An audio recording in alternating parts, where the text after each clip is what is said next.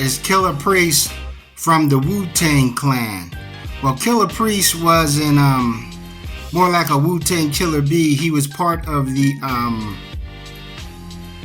Sons of Man, and he went solo. He was always kind of like a solo artist, but there was a time when he wasn't doing songs with Sons of Man anymore, and he focused on his solo career.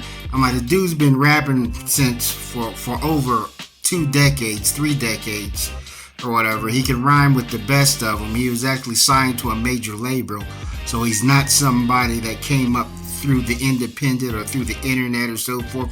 He's a 90s rapper. He never, even though he doesn't get his respect due, he's not gonna switch up his style and ever get jiggy with it, And these new string of albums he's been dropping, it goes far beyond your typical trash talking hip hop. As Melly Mel said, hip hop is pretty much trash talking. Old school, new school, guys bragging about themselves, pretty much black exploitation characters. But Killah Priest is a whole lot deeper than that. Sit on gold before the Lord raindrops hit the globe to wash away the giants of old. Before Adam lying in the garden with his ribs exposed, reconstruction of the cosmos. I'm like, Killah Priest just released like a string of albums, and they're absolutely incredible. Killah Priest, he has somewhat sort of reinvented himself. I'm like, these new rap albums he has released, I don't know if I'm gonna call it rap music. I'm like, Killah Priest may have created a whole new genre of music here. I'm like, first of all, Killah Priest was always off the grid. He was always on exoteric, next level type stuff. He can spit out 6-syllable words like it ain't nothing. He was always an elite lyricist, regardless of record sales. He's like a Hebrew Israelite. He speaks about the Bible a lot, historical events, outer space, UFO sightings, and he even has songs about the street, just, drug dealers and corrupt cops and that old hood thing going, but this is a smart dude, very intelligent dude. When we talk about the deplorable condition of black culture and especially black entertainment, nobody mentions him. I'm like, okay, it's easy for us to focus on someone like Gorilla, but I'm saying, okay, we know that there's black entertainment that just seems to be for the mental sloths. But what about guys who are about the mental flaws? You know what I mean? But anybody that's a hip hop head, they know who he is from Heavy Mental. He's always been on point. His albums, Heavy Mental and Behind the Stained Glass, The Offering, 3-Day Theory, The Exorcist, Elizabeth. He got some serious albums. Now bear in mind, he's definitely not trying to appeal to the Cardi B crowd. He don't have club bangers. The dude is from the hood. He's he talks about how his sister got addicted to drugs and died of HIV. He's from the projects, Brownville, Brooklyn. And he's someone who gets a lot of respect. You don't hear him having any sort of beef with any other rapper. He gets a lot of respect in the game. But these new albums, let me talk about these new albums he dropped.